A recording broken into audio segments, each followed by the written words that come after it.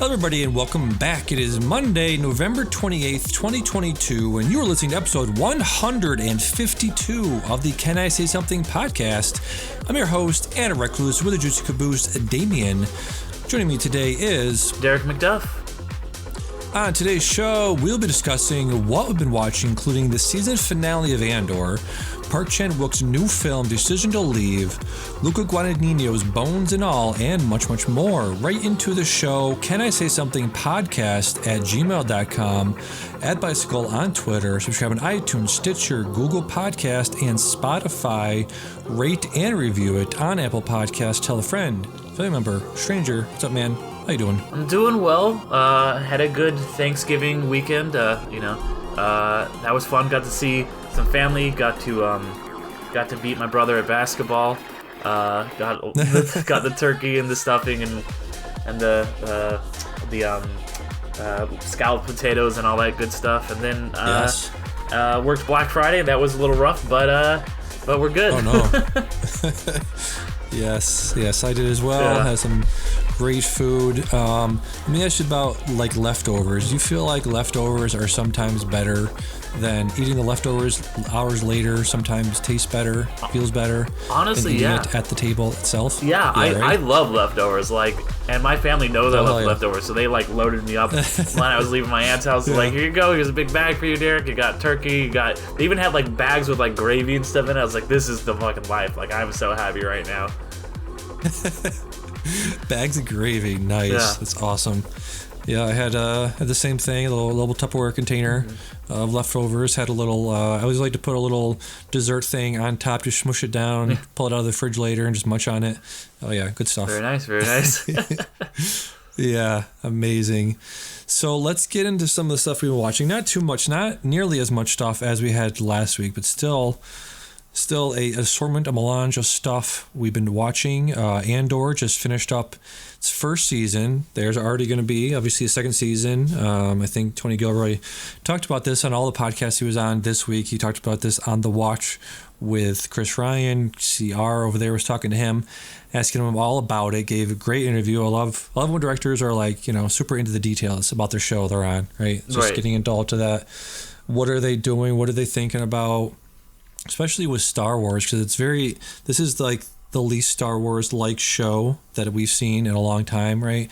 Because it's a show that they were talking about this on the Midnight Boys Pew Pew, where they were saying this is a show that they recommended to people, and people have turned around and said, well, okay, it's Star Wars, so what do I gotta do? I gotta watch all the Star Wars? I gotta watch all 6 episodes or 9, whatever they're up to now? Do I gotta watch, Rogue One? Probably Rogue One, but that's about it. Right? There's very little connective tissue that sort of forces you to, do all that legwork, do all that homework before watching the show, right? Yeah, it's very much like a really good spy thriller set in the Star Wars universe, which is something I love, and something I'd wanted Star Wars to do for a long time, was to branch out and do different Star Wars stuff. And that was one of the things I was going to touch on today is, there is so much Star Wars out there, and some of it's Star Wars for... people who love the cartoons for kids that Dave Filoni is making, and now they're older, and so they're just like, well, how did Ahsoka block all of those bolts in the final episode of the Clone Wars? And it's just I don't care at all about that. Ahsoka Tano is a character that means a lot to a lot of people, but I can give zero fucks about her. But, that's fine for those people. And this is the Star Wars that I am really enjoying. This other corner of the universe that's all about bureaucracy and fucking silent fascism and just, people trying to survive in this world. And you don't have to worry about space wizards and all this stuff. And all that stuff is cool and I love it. But this is just such a grittier thing. And, I'm a really big Bourne fan, so I'm really glad to see some, Tony Gilroy's a take on this. So I really really enjoyed it, and I thought the finale was great. Yeah, the finale was incredible. I think 2 episodes have aired, so let's talk about a couple of them. Dutter Ferrix, you have, that incredible moment of Luthen, trying to escape the clutches of the Star Destroyer. They're talking to him, and they're like, hey, some nefarious activities, some pirate activities going on around here, so you just chill right there, and we're going to check your credentials and see what's going on, see if you're on the up and up. And he's like, okay, fine. And he's just sitting there, and he's messing around with this. He's got this fake. What was the planet that he faked his track? Did he say Alderaan? I can't remember. Alderaan, yes, thank you. Yeah, it was Alderaan. Yep, exactly. So he's faking his beacon or whatever, and they're like, okay, you're from Alderaan, but we're still going to bring you in, still going to tractor beam you in. So the tractor beam's going, and his AI on his ship is like, all right, tractor beam reversal thingy going, we got that going, okay, we're out of the tractor beam. And he's like, fuck, he's leaving. Yeah. Send some TIE fighters after him, and he just takes him out with all his fucking gear and shit. And people were like, is this guy is he a Jedi? He's got to be a Jedi, right? With that walking stick that looks like, it could expand out to be a lightsaber or something. What is your take on this? Do you think Luthen's a Jedi? No, I would be surprised. I don't think, that's some, like I said, that's some Dave Filoni shit, where it's just like the Jedi, everyone's a Jedi, and it's all about how much the Jedi worth. And like this is a very different side of Star Wars, and I love seeing the Jedi pop up and stuff like that. But for this, I am loving to see just the more nitty gritty, down to earth, everyday people kind of Star Wars, and that this revolution is just started by some everyday people. This guy, Luthen, and then Mon Mothma, and all of these other just kind of like rebel cells that are all kind of coming together to make the rebellion. Yeah, exactly. And you have that discussion right before he left that planet, talking to Saw Gerrera, and says, is there somebody in there? Saw's talking to him. Saw's talking to Luthen. They're having this discussion where Saw wants to go and save. I forget who they're talking about, the person that was going to die. But if they save him and tell him that the ISB is coming for him, then all of their work, sort of like in what's that movie with what is that movie where the Imitation Game, where it's about the I should have all the names pulled up. What was the guy during World War II that they then invented the Enigma? He broke the Enigma code. Benedict Cumberbatch. Yes, him. He broke the Enigma code. But yeah, that character that he plays in there, they break the code, but then they have the sort of moral and ethical quandary of, they know where their ships are going to be targeted. They know what ships are going to be targeted, but they can't tell those ships that they know they're going to be targeted. Or the other side, the Axis powers, the Germany and Japan, are going to know that they know, right? So they have to make these really tough decisions about who to let live and who to let die. And it's very much this sort of conversation they're having here, where Saw Gerrera wants to save this guy that's going to die, and Luthen's saying, no, we can't do that, or what the ISB know that we're onto them. Very, very cool scene, right? Yeah, no, that was great, and it just reminded me a lot of, like, you can see where Andor's character progression is going to go, because at the beginning of Rogue One, he's got that informant, and then he just shoots him in the back, because he's like, yeah, these guys are going to, there's no way for him to get out of this, these guys are going to catch him, they're going to question him, so just takes him out, so it's that, I really love all that, like, kind of hard decision making, and you have to be just almost as evil as the people you're fighting, and where does that draw the line? And it's just totally in line with that speech he gives about him having to sacrifice his soul, and it's a lot of the same themes that are present in something like the Hunger Games, which I think is another really good example of just a rebellion happening against this totalitarian government. So yeah, I've been a really big fan of that. Yep, and then we also have B2 Emo. You have some of the most emotional emoting from a Star Wars robot in the history of Star Wars in this episode, because spoilers for all this stuff going forward, but you have Marva passing away off screen between the episodes, and you have B2 Emo obviously grieving her, and you have all this emotion coming from a robot, which is kind of incredible. Then I love that fucking robot, by the way. Yeah. Like when they push him over, I was like, right? Kill these fucking Nazis right now. I was like, how dare they? My sweet boy. Exactly. It's all part of that world building of He's so great. He's such a great fucking droid. Oh my god. He is, and just making you. The show does such a good job of humanizing all of these people, but also making you hate the Empire because of all of the stuff that they're taking away from these people, and what they don't give a shit about any of this. They don't give a shit about their sort of funeral procession, and you saw that even the little moment where you have one of them from Ferrix walking in to the bar, and some guy with the Nazi hat is just drinking there. He's like, "What's going on? A fucking funeral?" He's like, "Yeah, funeral, man." He's like, stupid.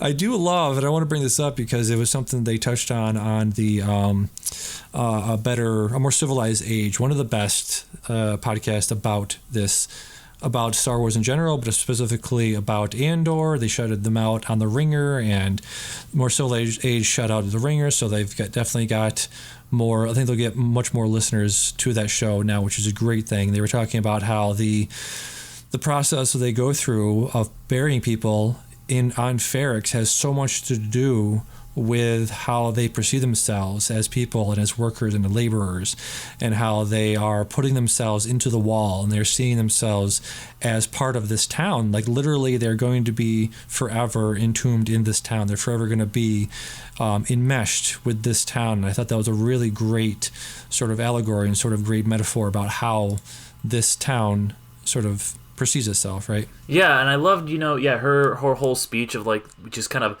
ignored them, and they showed up and they left, and now they're back, and we've just kind of accepted it. And then she just, from the grave, kind of spurns on this rebellion and these people to act. And I thought that was a really cool moment. Yes, yeah, very, very cool, yeah. So, and another very, emotional moment when they're talking in the last episode. Cassian's talking to who's he talking to? Brasso, right? In the tunnel, underneath the tunnel that Marva was talking about opening up so they could sort of use that as an access point. Brasso says to Cassian, the last thing your mother said to me, and she wanted to pass this on to you. Tell him none of this is his fault. It was already burning. He's just the first spark of the fire. Tell him he knows everything he needs to know and feels everything he needs to feel.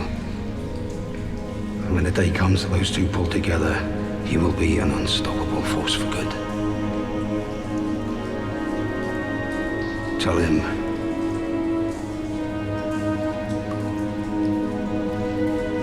I love him more than anything he could ever do wrong. And that just fucking breaks you, because I was thinking about this because it draws back to a lot of the stuff there, sort of getting into the ideas and the themes of Everything Everywhere at Once, which I'll talk about, coming up pretty soon for the Best of the Year show, where that movie is very much about accepting yourself and parents accepting their kids as being who they are, not just gay or lesbian or whatever, being the person that they are, but also accepting their limitation and accepting their the bad things that they do, because she is Joy sort of sees herself as the worst version of herself. Her and her mother are going through all of these different parallel universes, and she sees different versions of her mother, and she knows that she sees all these different versions of herself, and she kind of surmises that this reality that they started in, she is like one of the worst versions of herself, if not the worst version of herself. And so she's asking her mother at the end, why do you want to be with the worst version that I could possibly be? And she's like, well, I want to. That's what I want to be with, because I just want to be here with you. It doesn't matter if you might be the worst version of yourself, right?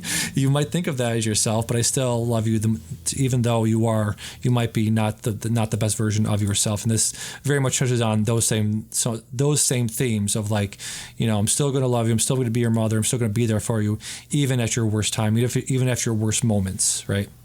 Yeah, no, that's a really good point. It's really like, he's lost his family, Andor did, and there's obviously some seeds about him trying to find his sister. But yeah, for so long, his only family has been his mother, Harry Potter's aunt, and then this robot. Yeah. And so that, yeah, it's a really, special bond in the way she spurns everyone on and kind of spurns him on that moment when he talks to her for the last time and he doesn't know it's going to be the last time, when he's like, I've got to go. And she's like, you have to go and I have to stay. And then he, gets imprisoned with fucking Gollum for months and never sees her again. And then next time, like as soon as he gets out, he hears that she's dead.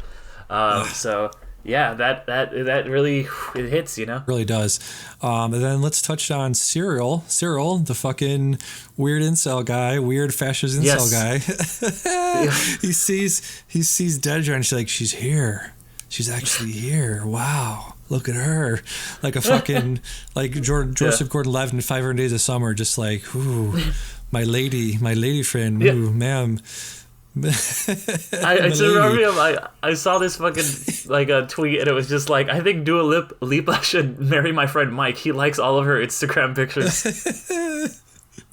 Jesus. So then he like grabs her from the street, pulls her into the side alley or whatever, and puts a gun to the back of her, and they just have this weird, creepy moment of him looking at her like, "Milady, I was like, don't fucking kiss right now. I do not need a fascist love story." And like there was a moment I really thought it was gonna happen. I was like, I'm so into this, please don't do that. And then they just cut away from it. I was like, thank God. Like I did not need that in my fucking Andor. I do not need this fucking Nazi love story happening right now.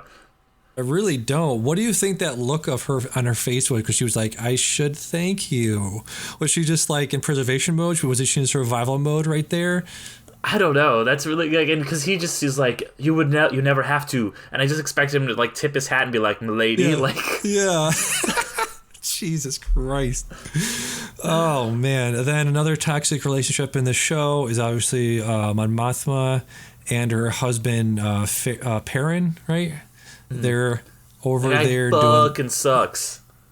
That Perrin fucking sucks, right? But he gets his comeuppance because she knows, like she says to her driver, like, hey, we're going to have a private conversation. Shut the door, shut the audio, whatever. But she's smart enough to know that doesn't mean that he's going to turn it back on, right? And so she starts talking to him about, like, you got these gambling debts that are, really fucking us over here, man. You're taking all this money from our account to pay for your gambling debts, and that's where that money is going. Wink, wink, nudge, nudge. But he's not seeing that wink, wink, nudge, nudge because he's such a fucking idiot. Right? Yeah, she's playing him. She's playing him as much as she's playing the driver. He's like, what? I don't know what you're talking about. So she's just putting the blame on him. It's pretty great. Exactly. Then we cut to a scene, later on with the ISB talking about their conversation that they obviously bugged and was listening to. So she threw him under the bus, which was great to see. Finally, fucking dickhead, get it. Yeah. Unfortunately, probably his daughter is going to take up his mantle, right, of being the fucking dickhead daughter. Yeah, because now she had to do the arranged marriage with the fucking one guy, and that's where she's kind of like, that's her version of like, sacrificing a bunch of people is selling her daughter off to this arranged marriage, which she's been trapped in, that she hated so much she never wanted that for her daughter, and now she's doing the same exact thing, and she's compromised her morals just as much as Stellan Skarsgård has. So that was so interesting because in their worlds that's pretty much equal. Yeah, exactly. Just incredible show. One of the best shows of the year, I would say. One of the top shows of the year. If you're going to rank these, where would you put Andor in terms of best shows of 2022? I mean, it's definitely up there. There's been a lot of really good shows in 2022. Like, I mean, Better Call Saul is season 6 is one of the all-time great seasons of TV ever made.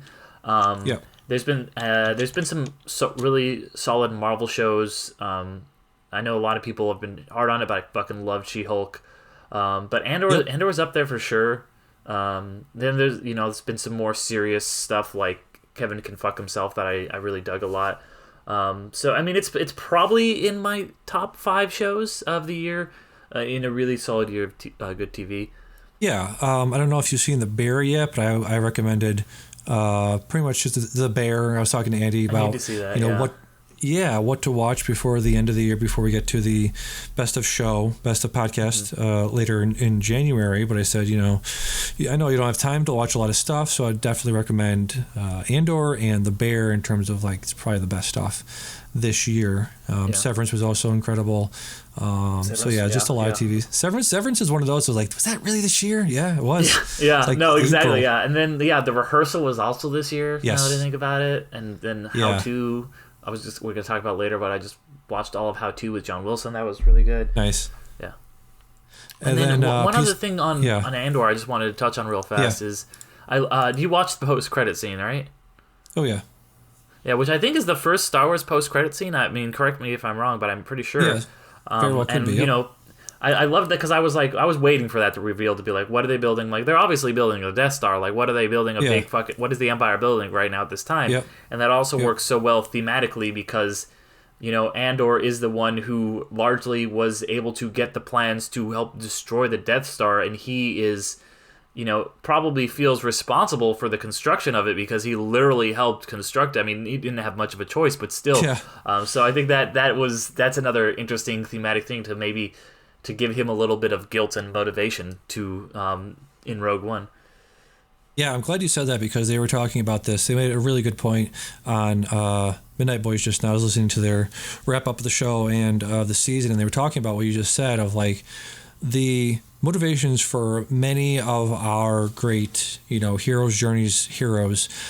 Even especially Luke Skywalker is Luke's like motivation for doing what he did was like he's got midichlorians in him. He's got the Force in him. His father is his father, so that's really his driving motivation, which is not too complicated. It's not too complex. It's not too dense to really dig into.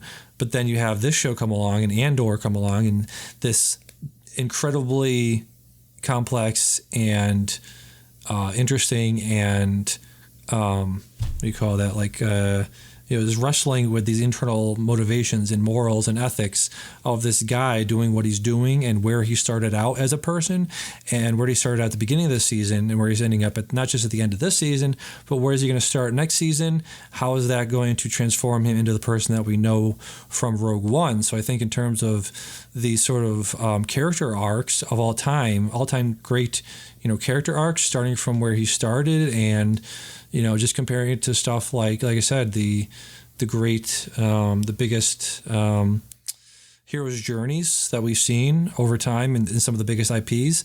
This has got to be rank up there with some of the best, character development we've seen in a very long time, right? Yeah, no, and I think it, intentionally kind of, it does still do like the call and refusal of the call, like the kind of Joseph Campbell thing, but it does kind of shy away from a lot of that Joseph Campbell mythos that Lucas and a lot of the original creators of Star Wars, especially in the prequels, lean so hard into, and it's just kind of it gives him much more human motivations than just being like he was plucked up by the Jedi to be a hero and he's the chosen one, and it's like no this he's like got all of these human motivations you see, and he does a thing and at first it's just for money, but he has some personal motivations, then he tries to get out and then he gets imprisoned and sees just firsthand just like he's seen the tyranny of the Empire, but he hasn't experienced it to the extent that he has where he becomes slave labor, and just then he leads that revolution, just that on a microcosm or he helps to lead the revolution and kind of sparks it as in the microcosm in the prison escape, and it's so cool to just see his character be set up in a really natural way like that. Yeah, exactly. And you have, that character motivation from, him listening to the tape that I'm looking for the guy's name. Do you remember the guy's name that made the manifesto, that was writing the manifesto and recorded parts of it for him? Fucking Mouse from the Matrix. That's Mouse from the Matrix. It sort of looks like him. He's the guy, right. The actor, I forget his name, but he was in The Most Despicable. Karras was his name? No.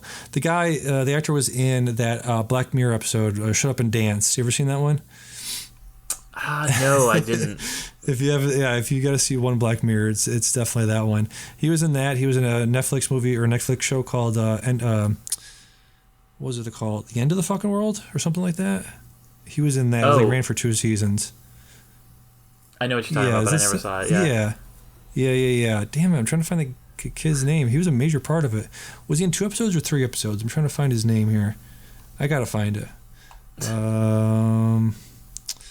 Remember, it was Avril Skeen was the guy. Remember when they were preparing to do the heist? They were all getting together, and all those people were working together, right? No, yeah. I mean, I know exactly. I would not be able to tell you the name of the character or the actor, if you gave me 50 years. Let me see, because I'm looking at IMDb and it's got all the tiny faces, and I can't tell based on the face. Oh, I really got to find this guy. He was so good, right? But the whole speech was really good, right? Just talking about what is totalitarianism, what is authoritarianism, what is fascism, what does it look like, what does it do, how does it operate? Alex Lothar plays Karras. Thank you, yes. Karras made the manifesto that he's listening to, that Aunt Cassian Andor is listening to, and that very much, brings him around. It's that. I watched Malcolm X this year, and it's a very similar moment in Malcolm X where Malcolm goes to jail for something, and then in jail he's radicalized in there by a very similar sort of clash conscious inmate that says to him, you think it's black versus white, you think it's Muslim versus Christian, you think it's these things that you've been told your whole life about who our enemy is, when it's actually the rich and the wealthy versus the working class. Mm-hmm. So it's very much the same sort of thing that they're working through here, which is very interesting. Yeah, no, definitely. That guy. Thank you. Could not find the guy. Any other closing thoughts on Andor as a season? Yeah, I think it does. I was surprised at how long it was, but I think it does a really good job of. It doesn't feel like it overstays its welcome. It doesn't feel like how Obi-Wan, even though it was 6 episodes, felt way too long. This feels like, because it does have these distinct arcs that would run in 3 episodes, where it's okay, now he's in prison and all this stuff is happening, and I do think that one thing I really like about it is that it is a true ensemble show. Even though it is called Andor and he is unquestionably the main character, there are so many plot lines that you can cut away to, and what is going on with this character, what is going on with this character, and they're all kind of very tangentially related, and you're spending a lot of time being with the Empire and with the incel guy and all of these people, and seeing this world and how the smallest ripple in one person's life will completely change all these other people's lives that maybe they didn't even met, that they only know because of someone else that they know. So it's all these disparate connections, and I really like a good ensemble show. And so if Andor's in prison for the episodes, you can have some rising action going on in other places, so you're not just oh my god, is he out? You are really with him, so that story manages to build at a really good progression while Mon Mothma is looking for him, and while Stellan Skarsgård, or Mon Mothma's doing her thing, and Stellan Skarsgård's looking for him, and the Empire's looking for him, and all these different things are happening, all kind of and once, and are all related but are all separate, and I'm really curious to see now what they do next. Yes, exactly. I do want to move on, but you keep making good points, so I got to jump on there. You mentioned it felt long, but I feel like I loved that it was doled out as it was. One episode per week. I think that very much impacted my enjoyment of the show. It very much let me savor each episode. It allowed myself and other podcasters, like we keep saying, the Ringerverse people, more so the latest aged, those people, to dig into it, and allowed me to dig into it as well. Each episode let me savor each episode and what it meant and what was it building to. I think it had very, very good 3-episode arcs per per every 3 episodes had an arc, right? The first one was the Ferrex episodes, and then you had the prison, not the prison, the heist episodes were in the next 3, and then you had the prison episodes being the next 3 or 2 or 3. I forget how many they did there. And then the last 2 were the Return to Ferrex, which I think, I think Tony Gilroy talked about this, where he said that they had planned out the entire framework, the outline of the show in about a week, which, they didn't write the show. They didn't write every line of dialogue. They didn't write every action set piece in a week, but they outlined the show. And I think that was probably part of what they talked about was, let's do 12 episodes. Disney might have asked for 12 episodes. They're like, okay, we got 12. That's a lot for prestige TV this now. So let's think about this. They probably planned out those 3 episodes arc per, right there and then, which was a really good idea. So yeah, like you said, it felt long. It was a little long. It was 12 episodes when normally things like this are 9 or 10. But it definitely led to a really great 3 months of really great discussions. I'm really glad to have the show and have these discussions with you. So it's great. Yeah. Great show. Yeah, absolutely. Great discussions. I love coming on here afterwards and talking about, like, oh my god, the episode with the eye. And I was behind a little bit, so I did binge a lot of it, and then I got even more into it. I was like, oh man, I think I binged up to right where like they kind of got to that first like mid-season finale, and then I was like, all right, what's gonna happen next? And then I watched it week to week, and I got more and more hyped as it went on. Yeah, I'd love to know. Andy and Dean have to watch this, so I'd love to know when they come on, when they do finally binge this. I would love to know how they feel about binging it versus watching it week to week. That'd be interesting conversation to have about the contrast between watching it week to week versus binging it. So, yeah, definitely. Yeah, great show.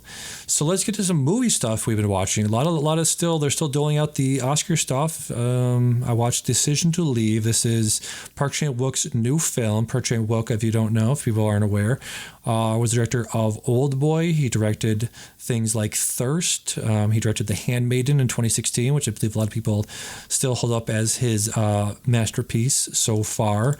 But this is his new one, Decision to Leave. Stars Park Hae-il and Tang Wei. This is a police, not procedural, but a police sort of investigation into a possible murder / suicide.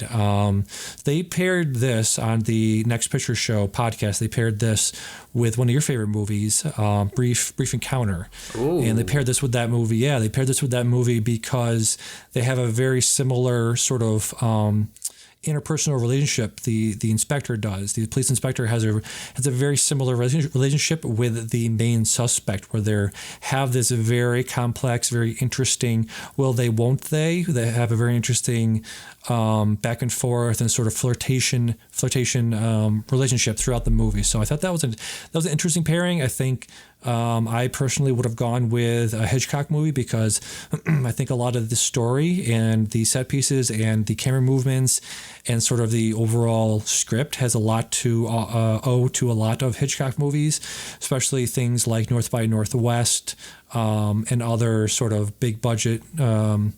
To Catch a Thief, I think, was a big influence on this movie in terms of how it looks, its camera movements, its a lot of rooftop shots. Very, very good movie. I would highly recommend checking out Decision to Leave. Yeah, I need to check it out. I remember seeing the trailer, and I was like, I have no idea what the tone of this is, but it looks interesting. Yeah. I was like, is this a comedy? Is this a drama? Is this like a tragedy? Yeah, it's very much a Hitchcock. If you liked Hitchcock, if you like those movies I mentioned, I highly recommend checking this one out. And then another one I went to the theater for was Bones and All, the new Luca Guadagnino film with a reteaming with his Call Me By Name star Timothée Chalamet. This also stars Taylor Russell and Mark Rylance. This is a very strange little movie. I saw this after I saw this on Thanksgiving Day after I had my little Thanksgiving nap. I was very, very sleepy going into this, so I sort of was drifting in and out of this movie. But it sort of does lend itself to that sort of that sort of way of watching a movie because it's very dreamlike. It's very soft and slow and dreamy and sort of on that wavelength. So I think I really went into this with that sort of same tone and rhythm that the movie was working on. So it was very good. It has a very interesting Michael Stuhlbarg, which was also from Call Me by Your Name. Very, very interesting character, very different character than he usually plays in a lot of his movies. Very different Mark Rylance in this movie as well. I think I will never see him the same again after watching this movie.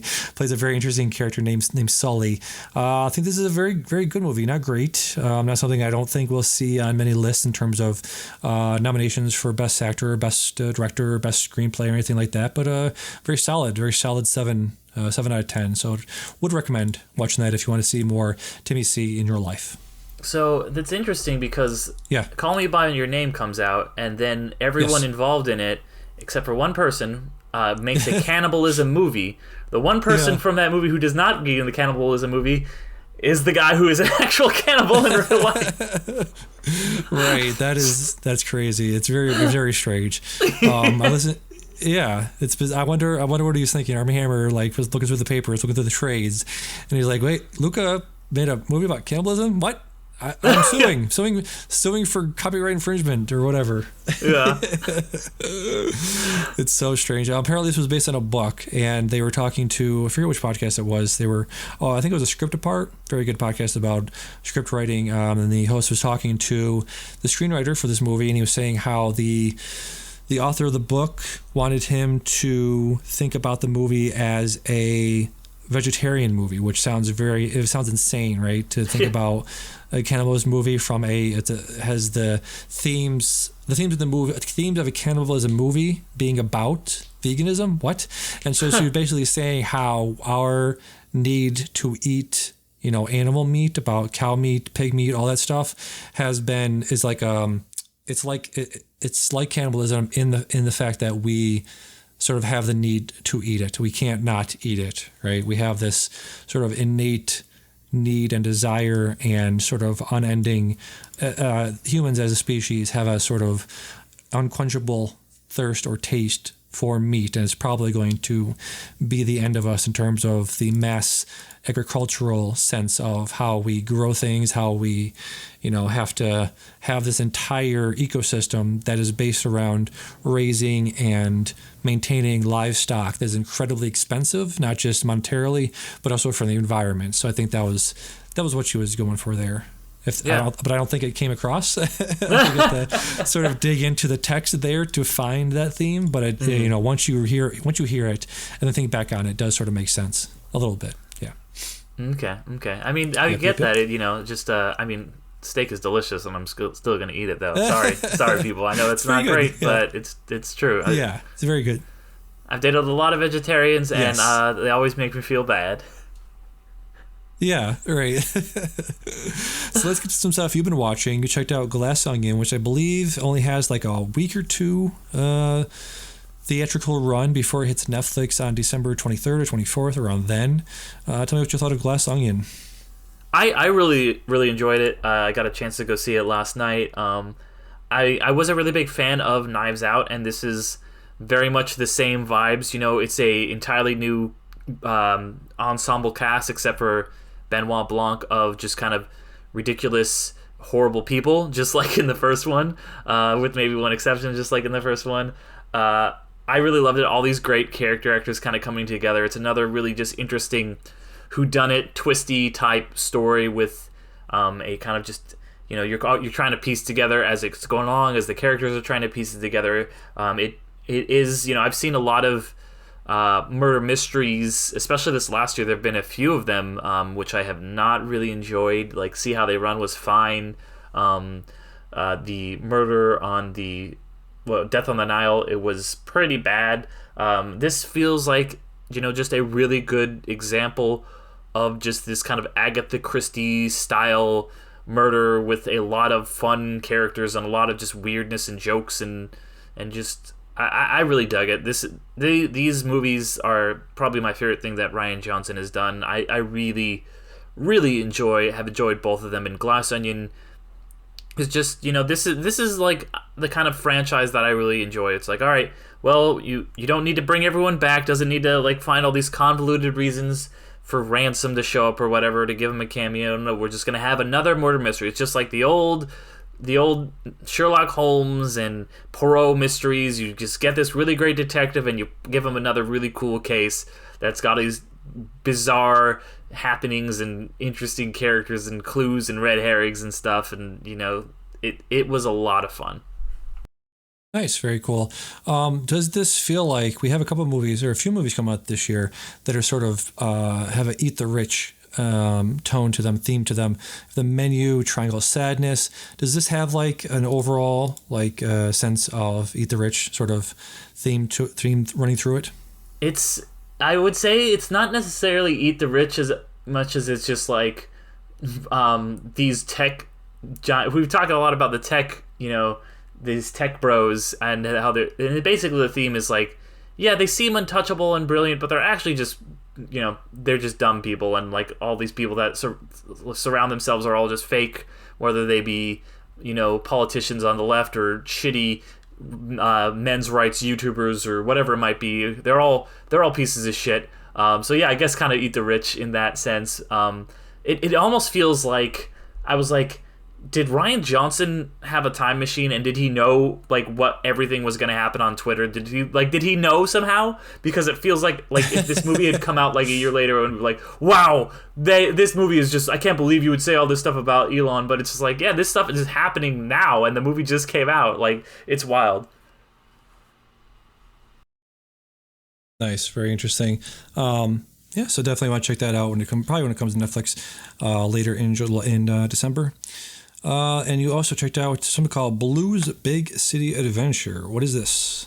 So I am of the age where I was just the right age where I watched Blue's Clues as a kid. I was a very big fan of Blue's Clues. It was very much comfort and entertainment for me, and it's just the whole concept behind that was just like, what if we made a kids show where we talked to the kids and we treated them intelligently and like equals, and we just kind of talked to them. And then, it's continued over the years. It ended its run, came back with, there's been all these different hosts of the years, and this is basically Spider-Man No Way Home but for Blue's Clues, and it's so fucking great because it's the, they go to New York City, as the title would imply, the current host of Blue's Clues in Blue, and then you have the old host come back, and there was moments where, Steve, the original host, who's now dressed as like an old school detective with the hat and spyglass and everything, like looks in the camera and's like,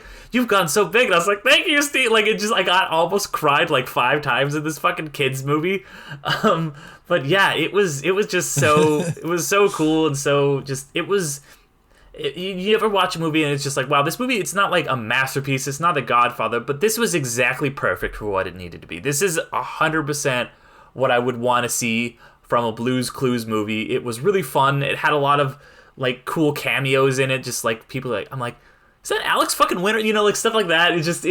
It's really great. If anybody out there has watched Blue's Clues, whether you're a millennial or a Gen Z or something like that, and whichever one of these Blue's Clues hosts you grew up with, it in the same way that they brought back all of the 3 Spider-Men, they bring back all the 3 Blue's Clues hosts, and it's a lot of fun. There's a lot of really cool call-outs and references to the show that I'm sure I only got a fraction of, but it was really just cool and nostalgic, but not in a way that felt manipulative at all. It felt like a real love letter to the people who have grown up with this, and if, I had kids who watch Blue's Clues, like I'm sure there's a lot of people my age who now have their own kids who are watching Blue's Clues. That had to be such a cool moment to bridge that generational divide.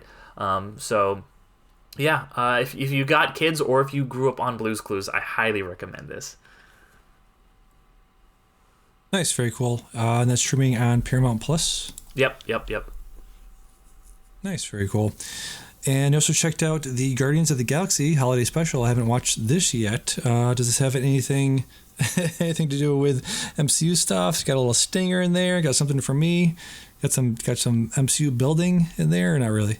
There's a little. There's like one thing that you're like, okay, this is gonna be a thing you might have to know, going into the next Guardians movie. But it's not like, oh, if you miss it, you're gonna miss out on a whole lot. It's kind of like a fun, mostly just kind of self-contained story with these characters, and just the relationships are really cool. It does feel very reminiscent of, and intentionally so, obviously, of those old, when they would do a Christmas episode of a comedy TV show back in the day. Like, you'd watch Boy Meets World and, like, here's the Christmas episode, and you settle in and get cozy, and just kind of, like, watch these characters learn the meaning of Christmas, and it was really cool. It's some really funny jokes in it. It's really cool. It's good to, it's kind of mostly a Drax and Mantis kind of adventure, and it's cool to see that dynamic play out a little bit more that we got hinted on a little bit in Guardians 2 and definitely expanded here. And they do some cool, interesting things with the Christmas concept. And so yeah, I really liked it. It's only 45 minutes long, so you could just throw it on, watch it with your family or whatever at Christmas, or just kind of watch it if you need to get into the Christmas spirit. I think it's a good one. And also a lot of my favorite thing ever, which is early 2000s alt Christmas rock. Yeah. Like, that is my favorite shit in the world, and this is like the soundtrack completely full of it. And there's a couple original songs that are very much in that tone. So yeah, really awesome. Yeah. Nice, very cool. Definitely gonna check this out probably after we hang out here. Let's see, Star Wars stuff. We're talking about Andor, and we got something called Zen, Grogu, and Des Bunnies. What's that? What so this is I was saying, I've watched a lot of Star Wars stuff, and there is so much Star Wars stuff now. A lot of people were excited about this because it's the first collaboration of Lucasfilm and Studio Ghibli, and it kind of combines two of the more cute little mascots of both of them. It's got obviously Grogu, Baby Yoda as I like to call him still, and then the little dust bunnies that you see pop up in a lot of the Studio Ghibli movies. There you see them in like the little dust soots that show up in Spirited Away, those kind of little guys, and it's just it's basically nothing. It's honestly nothing. Like, it is it's if you look at it from the most cynical point of view, it's just these two big IPs putting two of their cutest mascots on there. And if you look at it from the most kind of lenient point of view, it's like, that was an interesting way to spend 3 minutes and to see some cool images, and now it's done and I'll never think about it again. Gotcha. So they're they're doing what is it? They're doing Ghibli stuff. They're putting Ghibli movies on Disney Plus, right? Is that why they're doing this?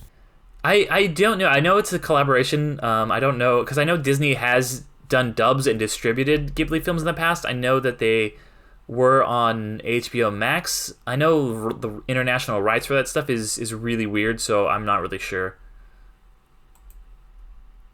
Let me see. I think it's just looking up an article here. Studio Ghibli's will not be coming to Disney Plus. This is from. What is this from? Not sure. It said November. Yeah, it's very weird. I thought they had like a crossover event. Did they have like some weird event where, what's his name? Miyazaki was with like Mickey Mouse or something, right? I know that I thought I heard something like that on the watch. I know that they, like I said, Disney does distribute them in the U.S. Theatrically. Yeah, right. So that's probably what that was. Like, I know, like, if you like watch like the old intros, you have notable creep John Lasseter just be like, Miyazaki-san, and I'm like, shut up, you fucking weeb. So there's a lot of that stuff going on. Yeah.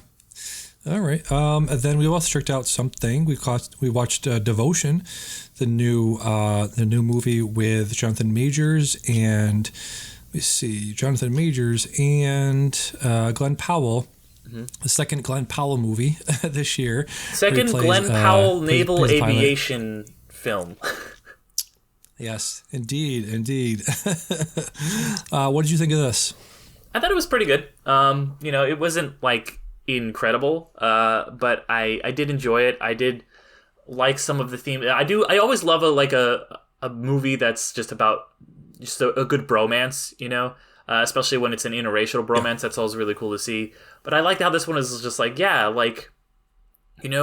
maybe, you know, you don't have to be the white savior. Like, because I was at the beginning, I was like, okay, it's kind of setting this up. This feels like Glory or something, where it's like, yeah, this is a story about the first black person to be in the armed forces in this kind of way, but here's this white guy that we got to make the main character. But it felt like it's like, oh no, this is kind of like he doesn't have to be the white savior. He's got to kind of maybe learn that lesson and just kind of be his friend, you know. I thought that was interesting. So I really like the relationship between the two of them. Jonathan Majors is an actor that I'm liking more and more and more as time goes on. Just he's super interesting. I think he's really good in this. And also it was nice. It was interesting to see a Korean War film, because other than MASH, I can't think of any. There's so many, like they even like kind of, you know, hang a lampshade on it in this movie, where there's so many films about the wars, both preceding it and the one that directly followed it, the Vietnam War and World War II, and just and this is like the quote unquote America's Forgotten War. And I think that, you know, when you need to tell a story about like just brave men being soldiers and doing the right thing, and you're gonna tell a World War II story because, you know, killing Nazis is always a good thing. That's the least controversial war, I think. Killing Nazis is good. Yeah. But then you have the Vietnam War, which is just like, we shouldn't have been in this quagmire, and it's just a horrible thing that we got in this war. And the Korean War is kind of somewhere in the murky middle, which is why I don't think it really gets talked about really, or even gets films made about it. So it was interesting to see the perspective on that. And I was also glad to see like, oh yeah, this is a movie that, unlike the other naval aviation film starring Glenn Powell this year, where they were like, okay, we can have an actual bad guy, not just it be the generic enemy. Like, like they're fighting Korea and China, and because I guess they're like, yeah. Normally you'd be like, well, China, don't worry about this. We've got to release the film in China so it can make some money. And I think that just studios are kind of moving away from that, or some of the studios are. And just kind of like, because China only gets so many releases a year, so like, yeah, we're not going to get this out in China anyway, so fuck it, let's make, you know, like, let's tell the actual history of like how people were fighting China. It doesn't have to be the generic enemy. It can be, this is the Korean War, so they're going to fight in Korea along the Korean border and all that. So they just kind of didn't feel like they were copping out, and it didn't feel like nearly as much of just kind of American military propaganda as Top Gun did. So yeah, Devotion. Oh boy. I went to see this one with my mom yesterday, and it was fine. We had a good she had a good time. She likes these, like, you know, typical Hollywood dad movies. Very much a dad movie. You know, Top Gun was as well, but Top Gun had that, like, this is real shit. That they filmed this. They were in the cockpits. I'm assuming they were in cockpits as well. Jonathan Majors was. Glenn Powell was probably in some sort of room or something, but this didn't like look nearly as good as Top Gun. Obviously, a lot of less money was probably put into this. Probably don't have those planes. I don't know if they still have the planes from back then operational, but you could definitely tell the difference. I think there was that one good scene, well shot scene, where after, you know, Glenn Powell goes down to get Jonathan Majors, you see that sort of a one shot of him coming out of the plane. That was interesting. I think overall the action set pieces didn't really work for me as much as Top Gun. I think this is, you know, not the worst year they could have possibly put this movie out with you know, that movie with a 30-year-old sequel coming out this year that made $1 billion, $1.5 billion. It was crazy. And I know that it was supposed to come out in the summer, and I think they delayed it just for that reason, so it wasn't butting up with Top Gun so much. And also I think because they wanted to put out closer to Oscar time, because they thought, oh, maybe we can ride some of this Top Gun Oscar momentum. But yeah, no, probably not going to happen. No. And yeah, it's just she's like, oh, there's some race stuff in this. I mean, yeah, very very mildly racial stuff. I don't think you could, you know, watch anything else with anything more than this. Just trying to think of what else, you know, something like, what was that thing he was in? Jonathan Majors was in Lovecraft Country. Had so much worse, not worse, but, you know, more in your face, more just out in the open, more intense racial, not dialogue, but, you know, the narrative of, you know, race relations in this country was much more at the fore in something like Lovecraft Country. or especially, Jesus and the Black Messiah. There's been a bunch of things in the past few years that have really dealt with race in a much more nuanced and much more, at the fore than this does. It's just we put, our soldiers in harm's way. And then they come back to the U.S. and we treat them like absolute garbage. Just overall, broadly, we treat them like absolute dog shit.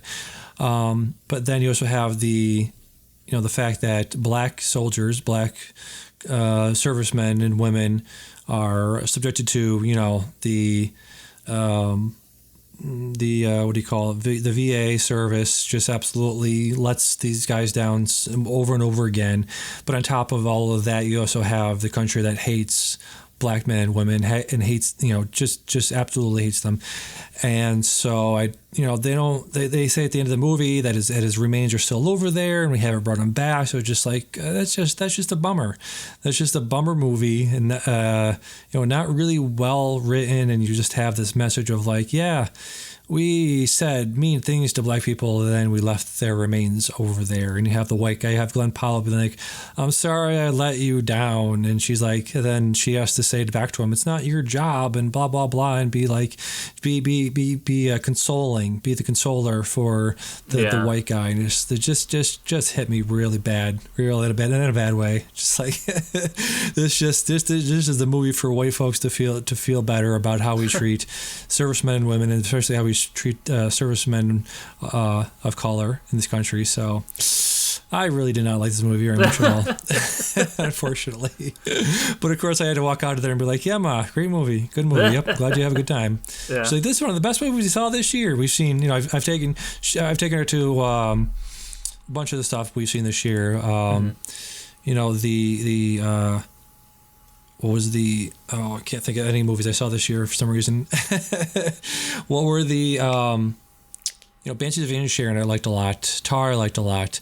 And some other ones I've taken her to. And she's like, yeah, those were fine. That was fine. Yeah. Okay. And then she comes out of that. She's like, this is the best movie I've ever seen. I was like, yep. Mm-hmm, okay. Yeah, no. It's like my mom. She's like, I love the Green Book, which I think does a lot of the things you're talking about a lot worse. I think that is one of the movies which is like, yeah. Yes. We solved racism. This white guy learned to not be racist from this black guy. And this feels like less of that, which is, I was really worried that it was going to be more of that, and I think I was just kind of, it was a low bar, but it cleared it for me. Right. But yeah, right. I think that it's a lot of, older, the boomers who are a little more enlightened, and they just see something like this, so they're like, oh, good, this is good. We're stopping racism, Yeah. What was I going to say? They, it is the Green Book of this year, very much so. And looking through, like I'll talk about an Oscar winner from 2004 that I watched this year. I was assigned that last time. Talk about that in a minute. But yeah, I looked at Green Book and Coda won last year, which was fine. But yeah, just man, like 90% of movies that win Best Picture are just like, what the fuck were they thinking? Green Book and $1 Million Baby and Crash, fucking Crash, dude. I am not looking forward to watching Crash. I've never seen it, but I've heard it is like, it's like Green Book. It's like white old dudes just being like, guys, we're mean sometimes to the black people. Whew. And the Hispanic people, man, we got to really examine ourselves. We got to do some introspective thinking. Let's put that on the screen. That'll win an Oscar. And won an Oscar, and it's one of the most forgettable ones. So good job there, I guess. Yeah. Anyways, one more thing here. You got How To with John Wilson. I believe I seen a couple of these when it first came. It was this debuted like at the same time the pandemic was really ramping up, like early 2020, right? Yeah, that was when season 1 came out, was right as the pandemic was coming out. It kind of and it's interesting because you get to see like the show almost catch up to the beginning of the pandemic because it's a docuseries. And so I just watched season 2 which is interesting because it's kind of like as we're all coming out of this and we're starting to go back to a sense of somewhat normalcy, and it's just this really interesting. It's produced by Nathan Fielder, so if you like Nathan For You and The Rehearsal and that just kind of awkward kind of docuseries. It's that same kind of vein. It's such a real, just kind of like slice of life, just like looking into the real lives of these people and just how people act, and everything will kind of just start with him asking a question about how do you do this simple thing, and then it just gets kind of off the rails progressively and gets more and more profound but just by looking at the most interesting things. And it's just the way that he uses B-roll footage to just narrate this bizarre story that he's telling, and some of the images are completely random, but they go with exactly what he's saying, and some of them are crafted, or not crafted, but are going along with what he's actually doing. But yeah, it is some brilliant documentarian work, and very, very funny. If you find the same things funny that I do, where you're just like, this is so weird and awkward. It's almost like fucking if Colin Robinson made a documentary from What We Do in the Shadows. It's that he even sounds like him. So I really loved it. Nice. Yeah, definitely want to check that out. And it's one of those that's just like, each one's what episode's like 27 minutes, 30 minutes, something like that, right? Yeah, like they're 24 to 28 minutes, I think, 6 episodes a season, so you can just knock this out pretty quickly. Yeah, absolutely. And you also checked out Devs. Did you binge all of this? You watch a couple? How many did you watch of this? Yeah, so as some people may know, you're going to be on my podcast that I'm doing, Gateway Episodes, which is my kind of side podcast where I'm doing I'll introduce someone to a TV show, or in this case, you introduce me to Devs, and we talked about it a couple months ago. The episode's going to be coming out pretty soon here, and I finally got around to, after watching that first episode, and I was all on board to binge it, and I just kind of went straight through, watched it in like maybe 2 or 3 days. And yeah, everything we talked about in the show, all the things I was really excited about, the free will versus determinism, and just the incredible acting and all of that, just really great. It's Alex Garland at his best, I think. So I'm really glad that you introduced me to that. I've been waiting to kind of catch up to the release of the episode of Gateway Episodes to talk about it on here. But I really dug it. So thank you again for getting me into that, because I've been meaning to. Yeah, it's really one of the best things I've saw from that year. I think Nick Offerman just does incredible things with that character. I think Zach Greenears, Kenton in that show, one of the creepiest characters I've seen in a very long time. They have a character on there, which, again, spoilers for all of this stuff. You have the homeless guy, Pete, who you first see in the first episode sleeping in the front of their apartment, turns out to be a CIA agent, right? Was that he's a Russian intelligence, right? Is what he is. Russian intelligence. Yeah, Russian spy. He's like he's like Kerry Russell. Right, he's a sleeper cell agent hanging out in front of their house, which is a very cool twist there. Just one of those like super interesting, one season things. They get in, they get their idea, across to you, and then it just ends, and it's a very very cool limited series. Very cool. I love the soundtrack. I love the music of it. I love the look of the the office interior that they're all working in. I love all the sort of the walks they take out into nature. I love it. It's a very propellant season of TV too, because like you said, you just binge the whole thing, and it makes you want to too, because each episode just ends like, holy shit, what's gonna happen next? I have to see the next episode like right now. So it does a really good job of building dread and building tension throughout the series. Thought it was very interesting how the main character sort of is murdered at the end of the first episode, but you still see him. I was glad that they kept him in, because I love that actor. He's a very good actor in there.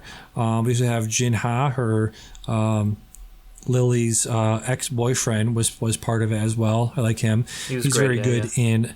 Yeah, he's very good in a show from this year called Pachinko on Apple TV Plus. He's very good in that. Very, very good supporting cast. Alison Pill is great as Forrest's assistant, Katie. She was really great. yeah, I love, like you said, I love the idea of them.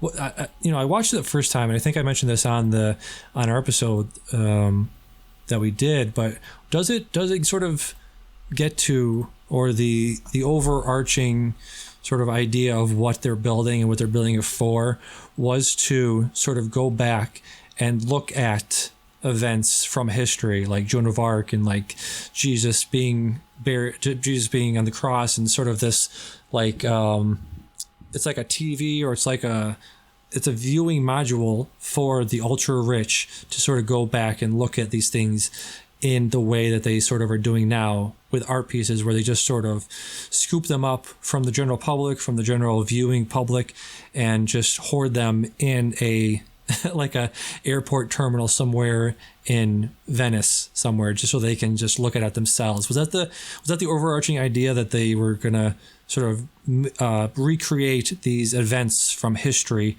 just for them to sort of look at?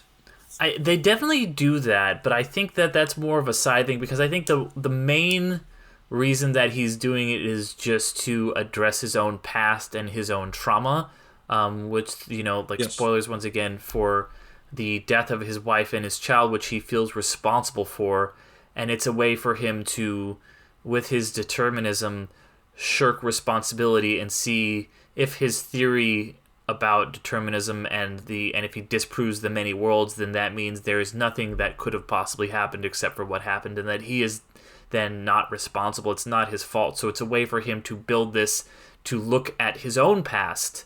And he does look at like Joan of Arc and Jesus and cavemen and dinosaurs, but he also is like, let me look at my own past. That's his whole reason, is he builds it for himself, so to kind of deal with his own trauma, and to kind of just be like, yeah, it's not my fault. The world just happens this way. There's only one way that it could ever happen, and so I am innocent. And it's a way for him to just build this thing, and to just kind of make himself feel better about the world. And just so when you have these tech people, and usually they don't invent them like this. They usually just go spend $44 billion and just buy them. Yeah. But when they snatch up all these tech things, it's just so that they can just kind of use it for their own benefit, like you were saying, and not really care about how anyone else uses this, despite touting them as being a tool for the future and blah blah blah. It's all just ego. Yes. Yeah, great show. Highly recommend. Yeah. If anybody hasn't watched that. So let's get to the our assignments from last time. Mine was $1 Million Baby. I'm glad to, like I was saying before, glad to finally check this off the list. It's checked off. I'm assuming it's on the 1001 movies you have to watch before you die. It's an Oscar winner somehow. And then I want to check out what came out that year, but I believe that was like Memoirs of a Geisha probably could have won that year. Mm-hmm. They had so many other choices to sort of give the Oscar to, but they picked this thing. This obviously stars Hilary Swank, Clint Eastwood, Morgan Freeman. You have Jay Baruchel in this movie playing a mentally deficient guy. Yeah. You're a baby and you're worth $1 million. Exactly. That was a very good impression of Jay Baruchel. You have a very young Anthony Mackie in here. Michael Pena's in this movie doing things. This is a great example of a mid-2000s, like, we're going to make a movie about, a woman boxer and going, against all odds, and then it becomes, I don't know, have you seen this movie? Can I spoil this for you? I know that she gets paralyzed. I've seen the It's Always Sunny episode. Yeah. So she gets paralyzed, and then Clint Eastwood kills her at the end to, the sort of, a death. What do you call that? A meaningful, not a meaningful death. A distinguished death. What's the word I'm looking for? A graceful death, I guess, is the word I'm looking for. And the disability community at that time was sort of up in arms about, well, she's still a human being and she still has value, and, disabled people have value, and just because you're on a ventilator and can't move your arms and legs, you can still do things with your life, which is absolutely true. You should be able to decide for yourself what your value is to society, even though you might be on a ventilator. No matter what you are, you still have value, and that value should not be on a monetary thing. But also you have to look at it at a case-by-case basis, right? Because if she feels like she wants to die and she doesn't have, she worked, years and years to become a boxer. She trained her body to do this one thing and she couldn't do that thing anymore. So you also have to respect that.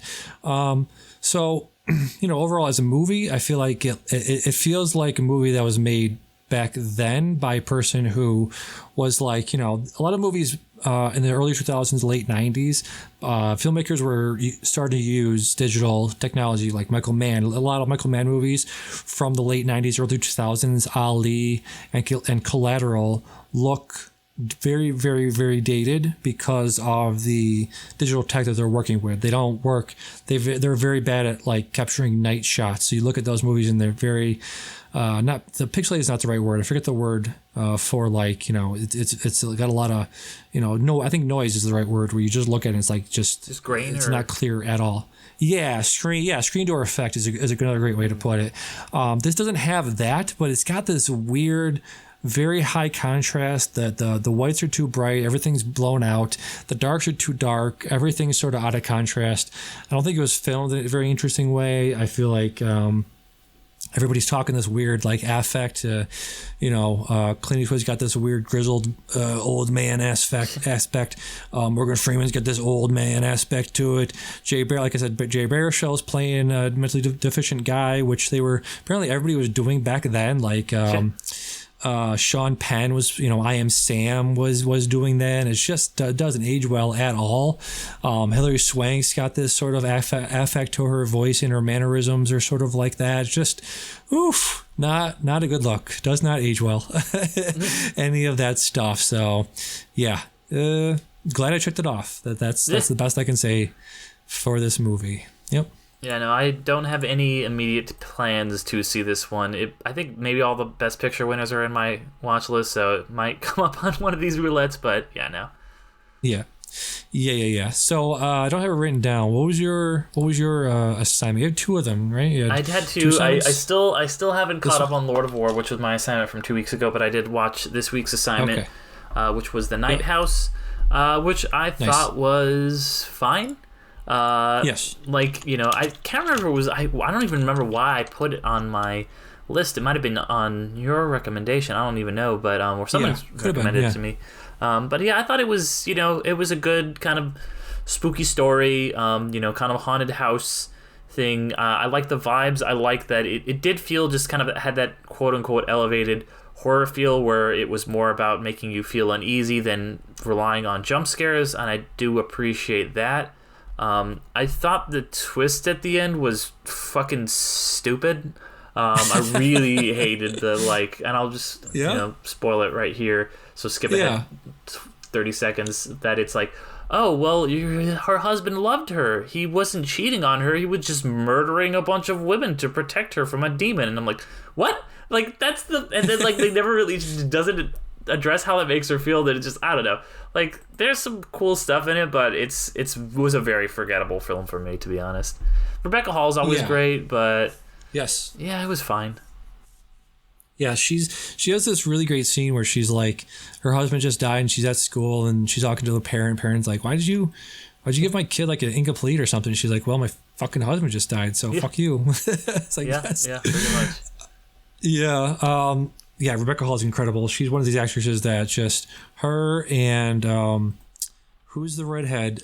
Jessica Chastain just has gotten just nothing from Hollywood. They don't give her enough good roles at all. Want a really good Rebecca Hall role and movie from this year. Highly recommend.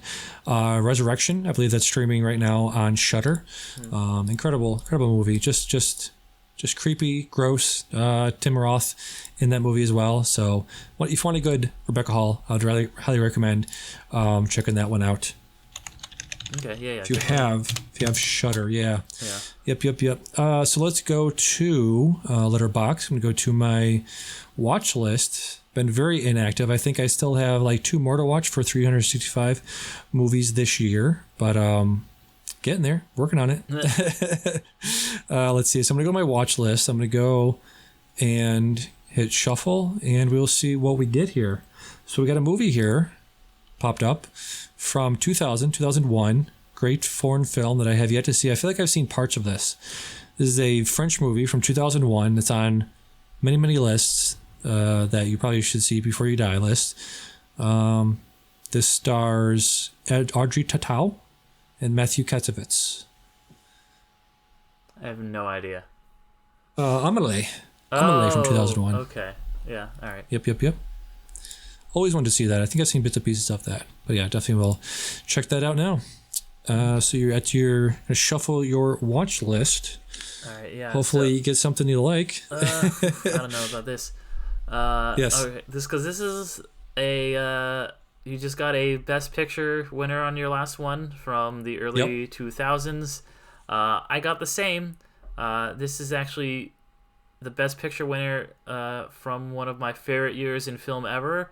It beat out such films like the Lord of the Rings, The Two Towers, for Best Picture in 2002. It also, that was a really good year of movies, and just kind of this one won, and I was like, really this one? All right. I probably know it. Oh God, Chicago. Yeah. Oh no. So I guess I'm gonna watch this one, directed by Rob Marshall, who I don't like at all. Okay, well, no. There's a reason I hadn't seen it. All right. It's the last musical. Rob Marshall, also, Renee to win Zellweger. Best Picture. I remember this movie coming out and watching the Oscars that year, and. Yes. Yeah. They had what's his name?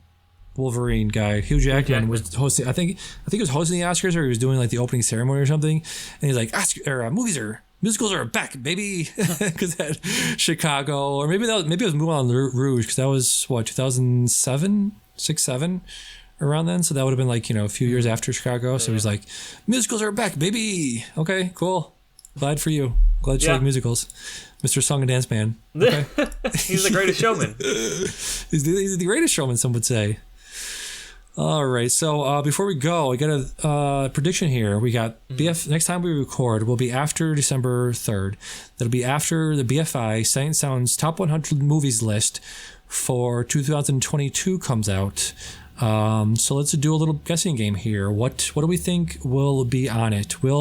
What will be number one? Will anything usurp, take down the number one movie on their list, which is currently Vertigo? Vertigo is number one. Citizen Kane is number two.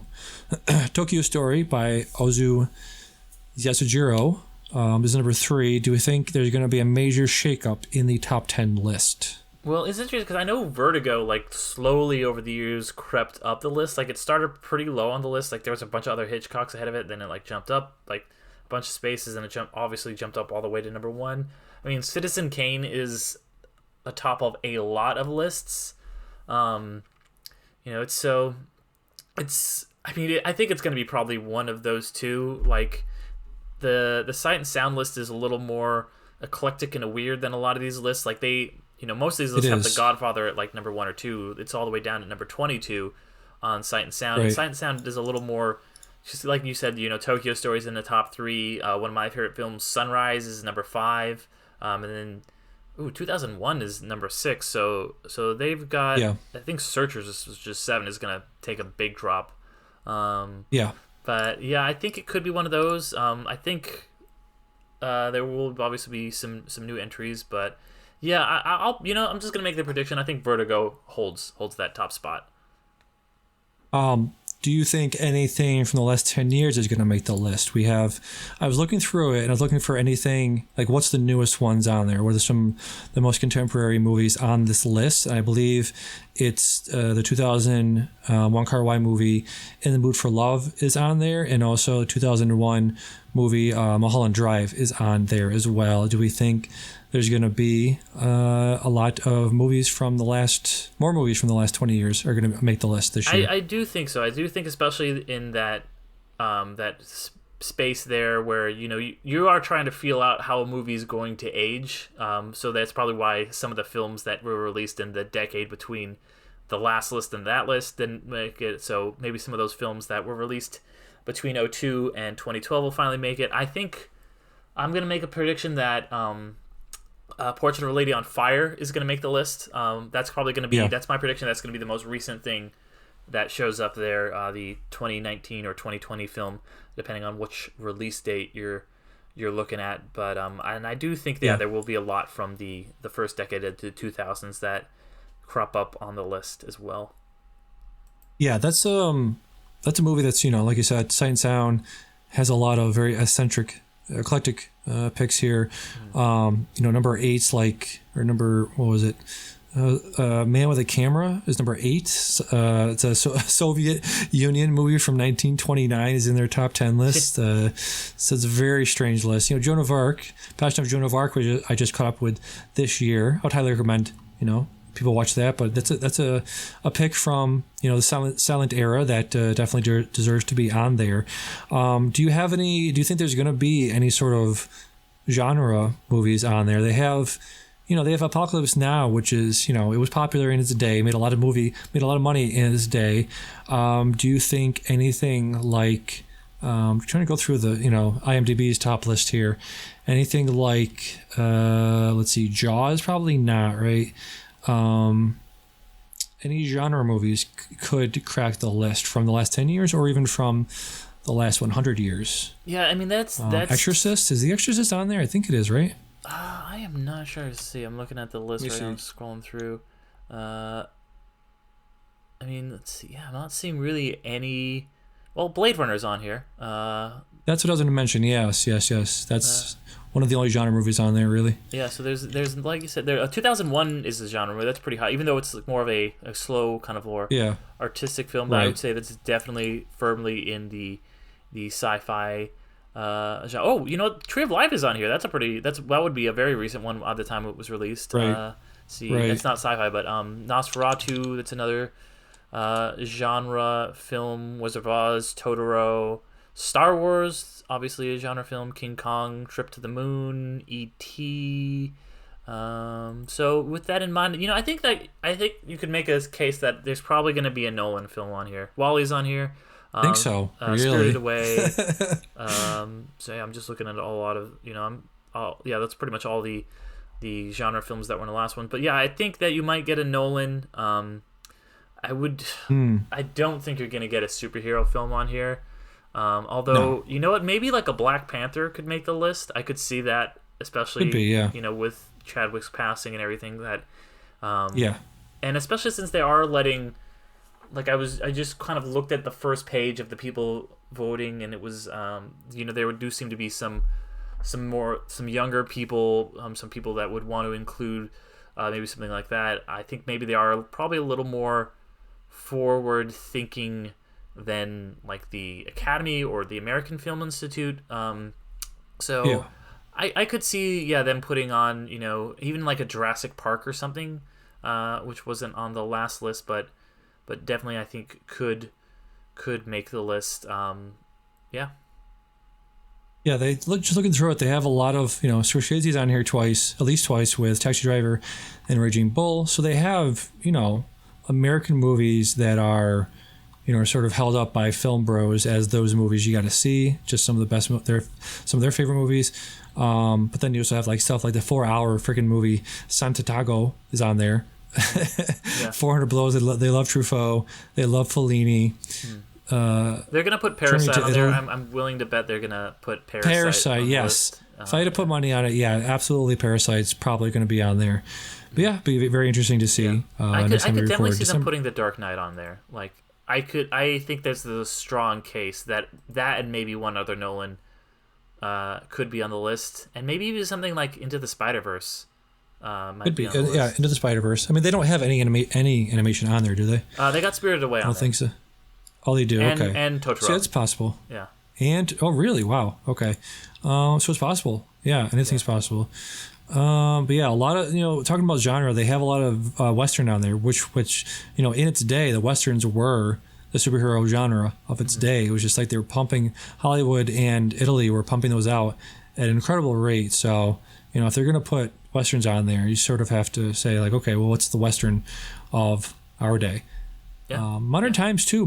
Chaplin made a lot of very popular movies. They weren't very, introspective. They didn't really, Chaplin movies don't really comment on the human condition very much. So, them putting those on there has a good chance for putting stuff like you said, Jurassic Park or Nolan movies or superhero movies could find their way on there. It's possible.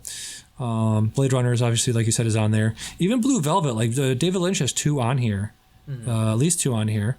So he's a very, of the film enthusiasts, he's pretty popular among people like that. So if you put a David Lynch on here, you've got Scorsese on here. So you've got some very popular, very mainstream American directors on here. So you could definitely see something like a superhero movie getting on there.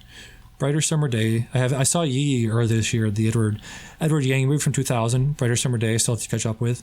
The Wild Bunch is on here. I've heard The Wild Bunch, cited a lot by people like Tarantino. Oh, that's you watch that movie and you're like, you are unlocking a cheat code in Quentin Tarantino's brain. You're like, okay, this is what he got his whole thing from. I got it.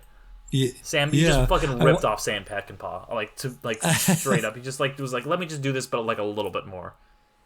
Right. I watched The Seventh Seal this year. That's the most pretentious movie I've ever seen. I probably would have shut that off if I didn't have anything else going on. I would have shut that off. That was the most pretentious thing I've ever seen. Breathless is fine. Come and See, I guess.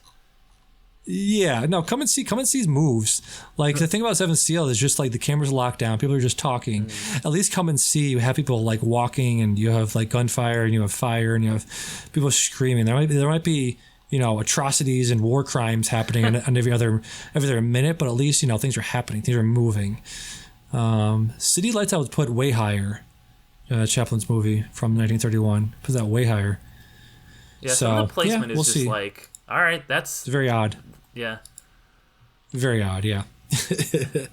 So again, looking forward to some of the stuff we'll be talking about in the next couple of weeks. I'm going to go see She Said tomorrow, the movie about Harvey Weinstein and the investigation into the, not just allegations, but he was convicted for the crimes that he committed. So that'll be a laugh riot when I go see that tomorrow. What movies that are left to come out this year are you most excited to see? The Fabelmans. I'm actually really, really excited. I've seen a couple longer trailers from some of the movies I've seen this year. I'm very much excited to see Michelle Williams in that. I've heard some really great things about her performance in that. I'm really excited to see Paul Dano. Are you looking forward to that pretty much more than other stuff? No. I love Spielberg, and I'm gonna see it. If it was somebody else was making this besides Spielberg, there's almost zero chance I would see it, because I just do not need to see my childhood was so filled with movies and it's so great, and this is the story of this kid who is very clearly me. I talked about last year how they did a similar thing with what's his name, Kenneth Branagh's film that was very similar. What Belfast. Was it called? Belfast, yeah. Which I was not a fan of. Because it's Spielberg, I will see it, and I think that it does have a lot of upside. I might end up really loving it. I'm sure that just based on every Spielberg movie ever made, it's going to be about divorce. This kid's going through his parents' divorce, because that's been in every single Steven Spielberg movie, and this one being so autobiographical, I'm sure it'll be here. So it has a lot of upside, but also I don't think I really loved a Spielberg movie since probably at least 10 years, since 2012 or 2011, when probably the last one that I really dug was Tintin, maybe. But he is the GOAT, so I'm gonna give it a chance. Ones that I'm maybe more excited for, Babylon. Damien Chazelle, I think, has made 3 films that I consider. That's another one that might make the BFI list. Who knows? But maybe I think that La La Land has a chance. But yeah, he did La La Land, he did Whiplash, another one that could make the list, and he did First Man, which is, I think, a very underrated movie. I would say all 3 of his films that he's made are 5-star films, so I'm all on board for Babylon. White Noise, I'm also excited for. I read the book in one of my college English classes. I'm a big fan of Noah Baumbach, and that book also gave us the incredible band, the Airborne Toxic Event, They take their name from something that happens in the novel that will also, I'm sure, happen in the movie because it's a very central thing. Just on that, I love it. And then there was one other one that I think that I was excited for. I'm also seeing tomorrow The Menu. So I'll be seeing that probably maybe around the same time that you are watching She Said. I'll be watching The Menu. Very excited to see that.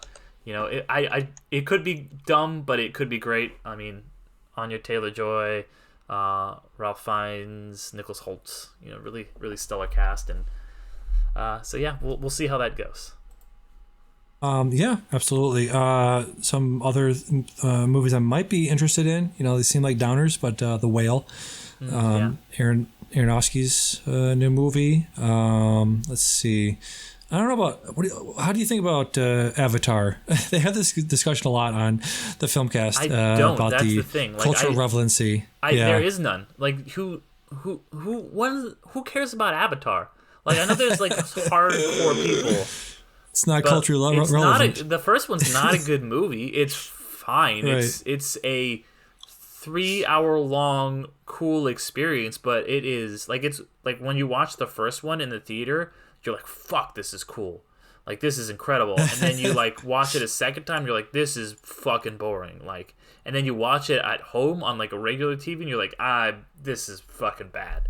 And so I'm sure the first... I'm going to go watch The Way of the Water in a theater, and I'm sure I'm going to be like, wow, this is incredible. This is really cool. But, I don't think it's going to be, an incredible film or anything like that. I'm going to have a good time watching it the first time, probably. But I'm, who's out here oh man, what's a great character in cinematic history? Jake Sully. No. Did you pull that name out, or did you have to look that up? That's a good pull. That's the one thing I remember about the movie is Jake, because they would always say his name Jake Sully. They would say his full name, the fucking Navi or whatever. So, and that's just kind of I don't know. That's always been a running joke for me. That, and then if anybody listens to podcast The Ride, the Mighty Akron, because it's these 3 theme park nerds who they don't know really anything about Avatar, but they love Avatar Land at Disney World, and you gotta go ride the Mighty Akron. So those are the only things I think about when I think about Avatar is Jake Sully riding the Mighty Akron. Incredible. Then one more I want to mention, looking forward to, obviously, is Women Talking. Got Rooney, directed by Sarah Polley. You got all the women in Hollywood right now. And they're all talking. Claire Foy. They're all talking, exactly. Jessie Buckley, Frances McDormand. There was more people in this. Where are they? Where are the people? What the hell? They just said, wasn't there a bunch of people in that? The top cast on IMDb: Rooney Mara, Claire Foy, Jessie Buckley, Michelle McLeod, Frances McDormand. Wasn't there maybe that's it? Okay. Well, still want to check that out. It looks very good. Then I mentioned The Whale. What do you think about? Let's talk about this early on so we can get our predictions out there. Movies that come out in April and May, right, are very much forgotten about in the Oscar season. Everything Everywhere at Once, one of my favorite movies of the year, came out in April. What do you think about its chances at the Academy Awards next year? It might pick up a couple nominations. It might even get a dark horse Best Picture nom. I don't count on it. But it has 0% chance of taking home any major awards. It's not going to take home any of the big 5 awards, any of the acting awards, writing, directing, or picture. It might pick up a nomination for one of those categories, maybe even Michelle Yeoh. But yeah, like you said, it came out in April. I think it's got exactly the wrong budget to make an impact at the Oscars, which it is that disappearing middle budget, $40 million, made $40 million film. So Oscars, they love their films that are very small budgets, and then they like the big epics. But they really do not care at all about the mid-budget films, I feel like, especially when they're coming out that time of year. And then it's also a genre film, so it is tailor-made to be ignored by the Oscars. Yes. Yeah. Unfortunately, I do have to agree with you. Spider-Man Into the Spider-Verse, I think got a lot of stuff at the Oscars that year for production. I think, like you said, the major awards, the Best Picture, Best Actress, Supporting Actor, Supporting Actress, that stuff will probably be not get nominated. I could see it getting, production, best visual effects, best costuming. I really want that movie to win costuming. I think every time we talked about it, I brought up the costuming. That was some of the strongest parts of that movie. But yeah, in terms of the bigger awards, I think it probably, unfortunately, will get forgotten about. That next year. Yep. All right, so I think that will do it. We just got to do some plug-in. Going to do some medium blogging later this year, coming up to the end of the year. So got to get my mojo going. Got to get off Tarkov, get some writing going. I'm going to talk about the best books I've read this year. I've read about listened to 70 books this year. Watched a bunch of TV shows, watched a bunch of movies, obviously, honing in on my 365 movie a day challenge. So I've definitely got a bunch to pick from there. Going to be talking about some of the best podcasts I listened to this year, some of the best music. I've been listening to Taylor Swift's new album, been listening to a bunch of stuff from this year. So definitely will be putting that in my year-end best of list. So check out my Medium blog over there, damian.sherman.medium.com. Go to B for Benedetta. That's my Letterboxd account. Go to Film SAS on YouTube. Go to anchor.com to make a podcast. And go to all my interviews this year with iFanboy. I talked to them about where they came from, making their podcast starting in 2006, and how they did that. I talked to Lena Wilson about her writing and how she became a film critic. Talked to Cinematech about she still him exists? doing some... I thought she just disappeared off the internet. Apparently I looked into if she's writing anything recently. Apparently she's still writing, but she took down all of her social media because... Does she have any other parents that work for the New York Times that can get her hired anywhere? Does she have parents work? She does have parents that work there. Yeah, yep. no, She's a nepotism baby, unfortunately. But yes. Talked to TikToker Cinematech about his film reviews there. And I talked to B.R. Yeager, who wrote one of my favorite books this year, Negative Space. What do you got to plug, Derek? Yeah, so like I said, I mentioned... that I have the Gateway Episodes podcast, which is currently in the midst of doing the season 2, so about close to the end. We've got a few episodes left, doing a run of 8 episodes once a week every Wednesday. New episodes come out, so not this Wednesday, but the next one, your and my conversation on devs will be out. I also do a podcast called Underrated, where we look at underrated and underappreciated films. That comes out every other Monday, just like this show. So the same day that this drops, my other show drops as well. So if you guys want to go check that out, however you're listening to this, I've also got a Patreon for that. Just look up Undercast Company, and then on all the socials, we are Undercast Company. Just Instagram, Facebook, all that good stuff. And I've also got my Medium blog. But yeah, mostly just check out my podcast. Very cool. So for our podcast, episode number 152, Can I Say Something? I've been Damian. And I've been Derick. And we'll see you next time. Fuck capitalism, go home. Fuck Elon. Fuck Twitter. Fuck Nazis, go home. Bye. All right. Goodbye, yes.